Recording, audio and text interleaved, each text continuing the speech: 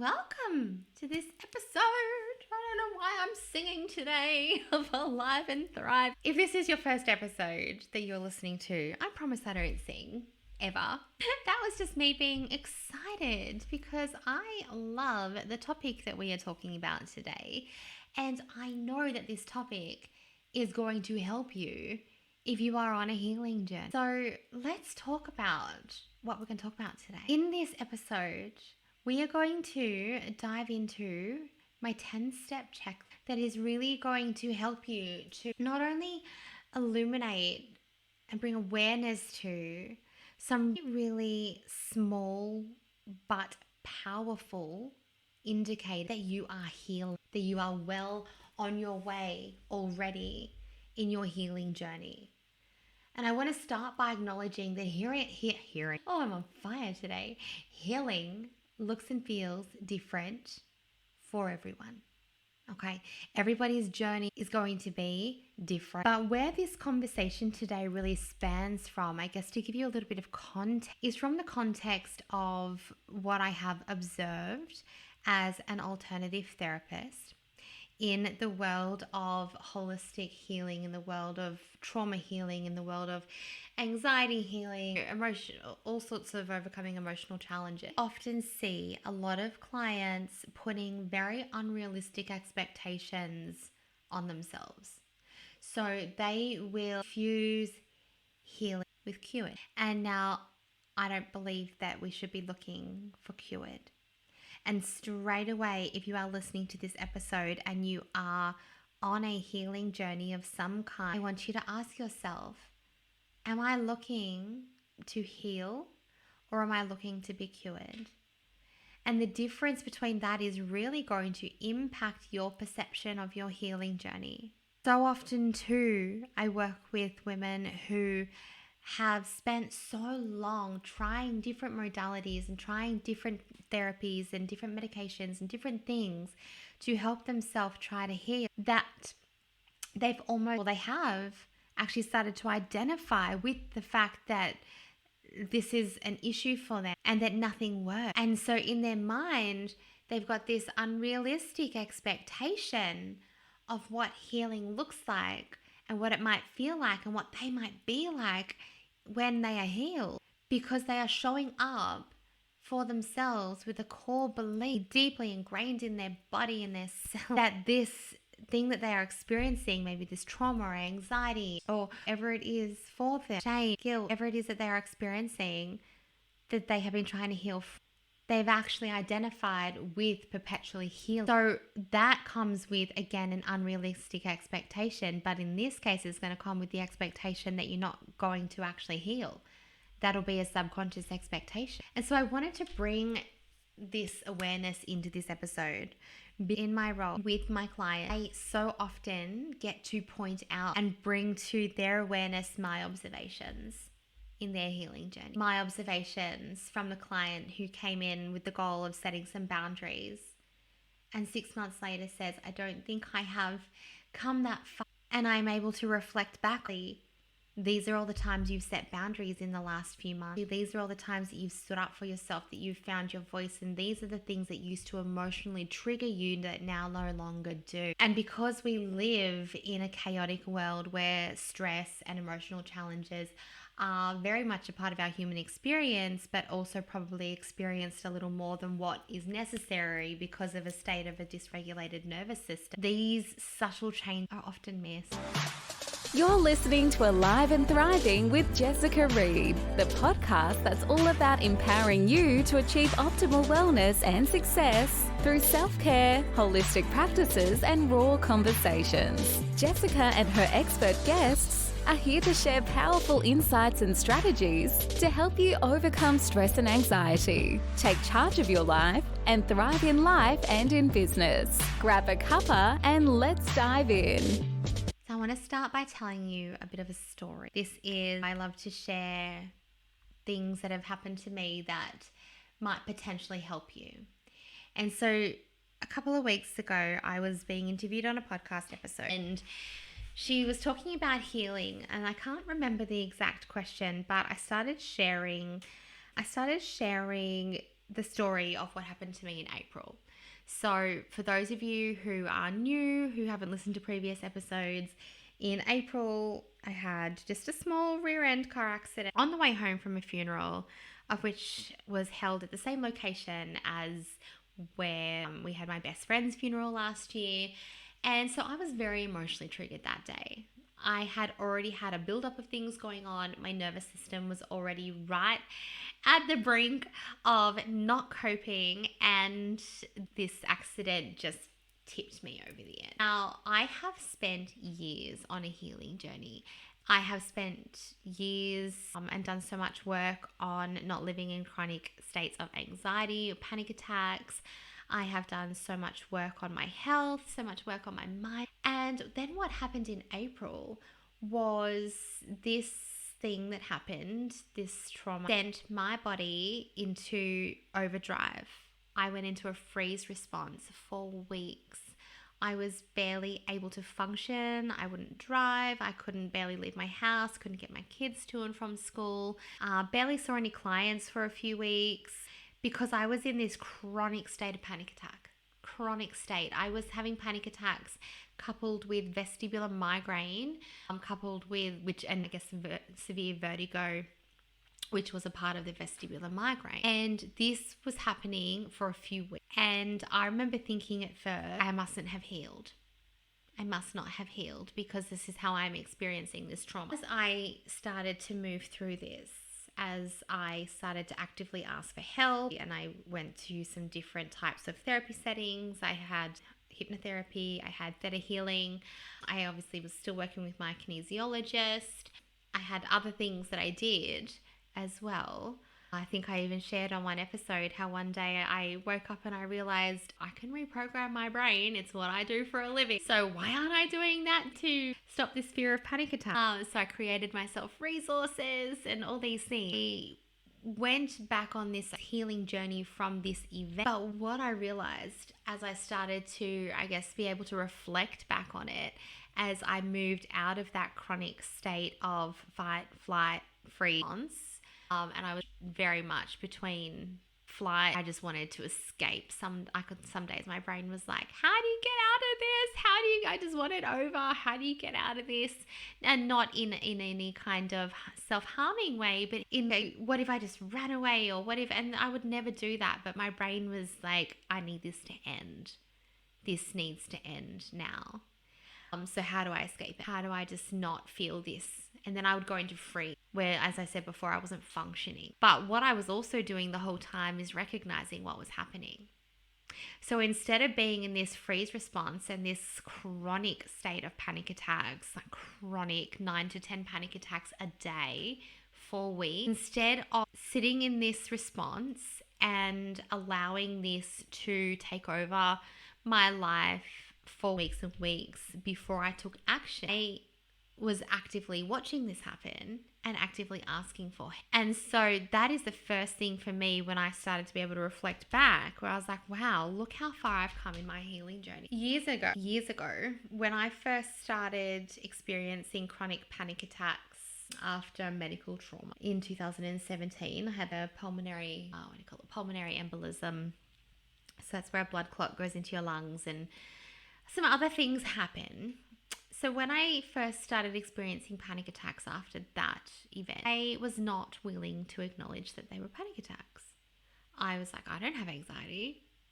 Something's wrong. This feels the same as when I had a pulmonary embolism. And so instead of getting the help that I needed, I was confined to bed, wasn't functioning. I was really unwell, physically unwell. Like physically, I thought I was dying every day because the panic attacks were so intense and physical on my body. But I observed it and I just sat in it for so long. And so one of the first things that I was able to reflect on was, okay, I had the self-awareness to be able to recognize that I was going back into a state and that I needed help. And then from there, look how I've come back from that. Not only have I worked on the trauma, the residual trauma from the car accident, not only was I able to do some more grief work, and I know that this is a never-ending process. Grief is a roller coaster, but this opened up the door for some more grief work that I had been suppressing. This also opened up a big door for me to look at some things that had shifted to autopilot in my life that was not serving me and needed to be adjusted. And now we are in November, but I would say really by the end of August or even beginning of August, so around 3 months later, so we had end of April to the end of May to the end of June together, so about 3 months, feel so much better. And I'm able to reflect on the way that I dealt with this situation, the way that I had this self-awareness, the way that I engaged in help, the way that I have come back from this and then am now able to actually share my story, share what worked, share what didn't, and share the reality of that kind of experience as well for anybody else who's feeling this. I'm able to look at this experience and go, wow, look how far I have come. Because every time I now experience a challenge, previously I would experience a challenge and it would set me so far back. But now I experience a challenge, and once I have navigated that, whether it takes an hour or whether it takes a month or whatever it is, longer sometimes. But once I have navigated that challenge, I come back strong. I come back with more clarity. I come back more self-connected. I come back feeling more unstoppable every single time. And I don't do that by suppressing the emotions that I'm experiencing anymore. I don't do that by turning my back, to what it is that I'm going through. I do that by feeling and dealing and processing. What did I say? Was it episode 86? We feel, we deal, we heal. Was that? We feel, we deal, we heal. Yeah, I think it was that. And that is my process now. That is my process. And so it was, I guess, the small thing that I noticed, that I was able to sit back and observe, that I think so many people miss when they are healing. Because again, we're so caught up in that day-to-day life cycle. We're just so caught up in the busyness, in the kids, in the work, that we miss the subtle cue that we are actually healing, that we have actually come so far. It's a little bit like I shared the other day that I had ignored my business finances for a little while. This was months ago. And I finally decided to take a look at exactly where things were at. And when I did actually take a look at where things were at, I was able to see continued growth every quarter. We doubled. How amazing is that? But guess what? Me not acknowledging every teeny tiny little step was me being on autopilot in my life. Me not realizing the little subtle bits of growth, the little subtle things that I had implemented to make this growth happen. And so it wasn't until I was able to actually look at that growth and go, oh, how did I get there? How did this happen? That I could bring appreciation to the smaller things. And now I'm making a point of celebrating the smaller things. I'm making a point of that. So here's what we do. If you're on a healing journey, then I would love for you to reflect on the checklist that I'm about to share with you.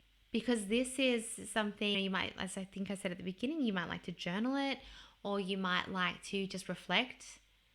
This is you having an opportunity to celebrate yourself and really anchor into how far you have come. So first of all, before we do jump into the checklist, can I please just remind you or even encourage you to look at your expectation of whether or not you are on a healing journey. If there is an end goal to the healing journey, how do I want to be feeling? Or do I just genuinely believe I need to keep healing? Because sometimes it's also, how do we know when we get there? Why does every single little thing need to be a thing that's unpacked? Does it? Only you know the answer to that. Are you entering into your healing journey with the expectation that you're going to be cured? Because if you just think about the story that I just shared with you about the car accident, if I had the expectation that I was cured from panic attacks, that I was cured from anxiety, that I was completely cured from my triggers, that I wouldn't never have to feel certain emotions again, that I would never be faced with real life struggles, external struggles again. If I had that expectation, then I'm never going to feel like I'm healing. And never would I have been able to reflect back on the small things, the small but subtle things that was actually like, wow, look how far I have come. To the person who would have been consumed by this years ago, look how far I've come. So I also invite you to explore your own definition of healing. What does healing mean to you? How do you know when you're there? What do you imagine that it feels? Are you willing to actually recognize that there are smaller wins along the way that are such clear indications that you are healing? And we're about to check out some of those. One of the key ones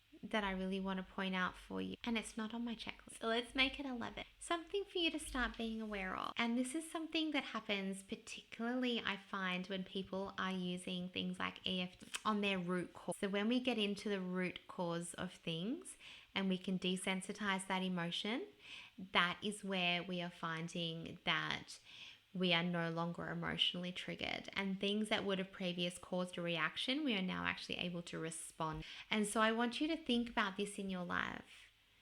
Things that maybe previously you had a reaction to. So a reaction is something that is typically immediate, and reaction is driven by beliefs and biases that live in our subconscious mind. And so when we react, it is a subconscious process that really doesn't involve much thinking, and it's often a defensive mechanism. So our reactions are emotional and they are impulsive, and they often occur when we are in highly stressed or emotionally charged situations. And reactions are often something that people do come for help with because the reactions don't feel good to them, and they are often impacting other people around them as well. So when we are having a response instead of a reaction, it's slower and it takes into account the well-being of both the respondent and the receiver. And it also involves reflection and examination of the situation, and it's generally influenced by reasoning and understanding of the context as well of what it is that is happening in the situation. And so when we are able to respond, it is based both on information from the conscious mind and our values, rather than these autopilot reactions that are based on emotionally charged belief. And so when we are responding, it is generally within alignment of our best self and our best intention. And so I wonder if you can reflect in your world times where you may have previously been reactive, particularly if you've been working with me and you're listening to this and you have been working on emotional triggers. If we've been using tapping, if we've been using hypnotherapy, if we've been using body psychotherapy, if we have been talking about root causes, can you reflect on times where you have had emotional triggers, where you have had a reactive response to something, maybe the way that somebody speaks or something that somebody usually does, a behavior, maybe, and that you have now had a different response rather than a reaction, where you have stayed calm and grounded in the face of what used to emotionally trigger you, where you can now respond in a way that is logical, that doesn't feel emotionally reactive. Can you recognize any of these times? I know I have had conversation with a few of my clients recently exactly about, they say, I cannot believe it. He hasn't changed. She hasn't changed. My external environment hasn't changed, yet it's not bothering me. That's a really common impact of tapping, by the way. Not to make any claims, we can't make any claims. So that is a really common thing that happens after we do work with EFT on different emotional challenges. So let's get into our 10 check, because when we recognize the journey within ourselves, it is so important to recognize subtle shifts in our behavior, in our mindset, in our emotional patterns. So I want you to listen to this checklist with an open mind and the lens of, how is this playing out in my world versus when I was emotionally triggered versus when I was not feeling at my best, even though you may not feel like you are 100%, but we're not looking for cured. So here is one thing: increase self-awareness. Are you starting to notice more the thoughts that you are having, the emotions that you're feeling? Are you noticing your behaviors more? This self-awareness, this self-reflection is a huge sign of healing. It is a really important step on your journey to heal. So are you able to recognize, even if, and I just want to say, even if the reaction has happened, if the difference is that you used to have this reaction and now you had it, but you can reflect back on why and you can reflect back on what happened. That is self-aware. But we are not looking for perfection. You have full permission to be human. But if you have self-awareness over your behavior, which allows you to reflect and go, okay, how could I avoid this next time? How could I release this emotion from my body? Is this a trigger that I need to deal with? Okay, I'm going to have some compassion for myself because that was a really challenging situation and I did my best. That self-awareness is huge. Self-awareness for me has been the biggest game changer. Getting to know my body and its subtle cues that I am under stress or moving into a state of anxiety. Those subtle cues for me, understanding those, having the self-awareness to be able to also reflect back, okay, maybe I didn't respond to that. I was reactive. So game changer. So number 2, how are your reactions? Now I know we just spoke about reactions versus responses. And so I won't go too deep into this one because I didn't think it was on the list. I thought I had to talk about it separately. I just titled it something different, so I confused myself. But observing that your reactions to previously triggering events have become more balanced and less intense. And I love that word balance, that they have become more balanced and less intense. And that's what we were speaking about before, reactive versus responsive. That's where we're speaking about my clients who say, this person is still doing the same thing. They are still behaving in the same way, yet I am not feeling triggered by this. That thing in my house that used to upset me so much is still there, but I am not feeling emotionally bothered by it. That is where we are dealing with our triggers, and you have become more balanced and less intense. So number 3, resilience in the face of adversity. Now this is what I was talking about in my story as well. Finding that you bounce back from setbacks more quickly with a healthier perspective. Are you noticing, or are you going to allow yourself to notice that where you used to have a buildup of stresses and it would knock you out for a week, all of a sudden you are coping? Or where something used to happen and it used to completely impact your thinking and your feeling, that actually it impacted you for maybe 5 minutes and you bounced back. Maybe it's a trauma or an experience that has impacted you and it impacts you for weeks, like I explained with my accident in April. But then you come back with a healthier perspective. Resilience in the face of adversity. Notice the times in your life where this is happening. And it will be happening. Even if it's I love pointing these out. Because these are the things, as I said before, that are just like, I am actually healing. Look how far I have come. And if your brain tries to jump in and say, yeah, but just put a stop to it. It is so unnecessary to do that to yourself. Look how far you have come. And if you wake up a perfectly whole, complete, healed, perfect human, let me know. Tell me how you did it. But if you're not going to wake up one day and be perfectly whole, complete, and healed, then celebrate your wins. Celebrate your small wins. Okay, number 4, shifts in our relationship. This one's an interesting topic. So we can talk about seeing improvements in relationships, like healthier boundaries, having more meaningful connections, clearer communication, shifts in your relationship. You know what my daughter said to me the other day? It got me thinking. Oh boy, it got me thinking. My daughter said to me, she said, Mum, are you okay today? And I said, yeah, why? And she said, and I said, what makes you ask that? And she said, you've just been like making jokes. And I threw this little, I don't know, this firecracker thing. I don't know what it is. It's something that went bang. I threw it out to scare my partner. I don't know if I should be admitting this. Anyway, I threw it at his feet to make everybody jump and thought it was hilarious. And I was making jokes and I was bantering, and I just felt like I am genuinely quite a sarcastic person. I love joking around. And obviously she had seen a side of me that had been healed for a long time. And she said, are you okay? Because I've been making jokes and because I'd been funny. And I just thought, this is a shift in our relationship right now, because she is seeing me for who I really am. And I am so sure, by the way, I have not been 8 years of being not like that. I'm so sure that she would have seen that before. But she was obviously ready to connect with that and to see that. But here's the flip side to shifts in relationships. And I had a whole episode about this, but I'm going to talk about it now quickly. This is something that also comes up in almost every single healing space that I facilitate.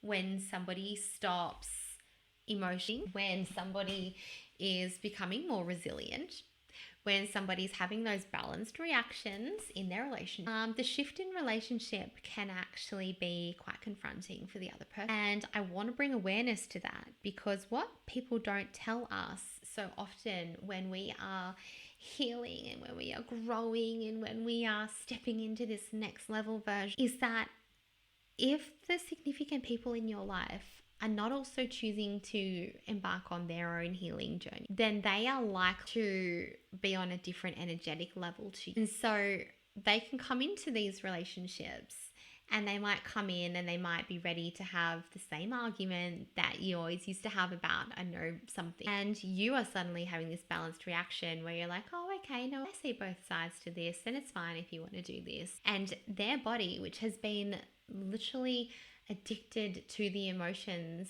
that come as a chemical response when we have these interactions, is like, huh? What's just happened here?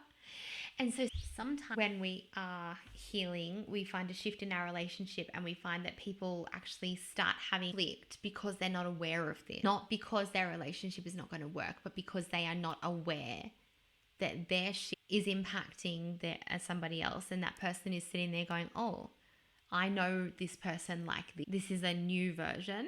They've changed. And that can, oh no, I've got the hiccups. And that can be confronting for some people. And so just being prepared to deal with that without seeing it all of a sudden, I'm having this shift in my relationship. The shift, those kinds of shifts, it's necessary. It's necessary, and that person has the option to meet you where you are at or not. And you have the option to continue to implement the behavior changes that you deem to be positive, that is causing the feelings of uncertainty in the other person. I'm not going to get too deep into this one right now, but because there are so many layers and so many levels to this conversation, but just being aware that positive shifts as well as not so positive shifts sometimes, or what feels like not so positive shifts, because the other people around you are like, oh, this isn't what I'm used to. And sometimes their brain's like, oh, we don't like change. And so that, remember, is their issue to deal with. That is their issue. Okay, number 5, improved self-care. So making self-care a priority and noticing that you are taking better care of your physical and your emotional needs. So I want you to reflect on your self-care. Are you finding that you are prioritizing your physical and your emotional needs more? Number 6, mindful responses.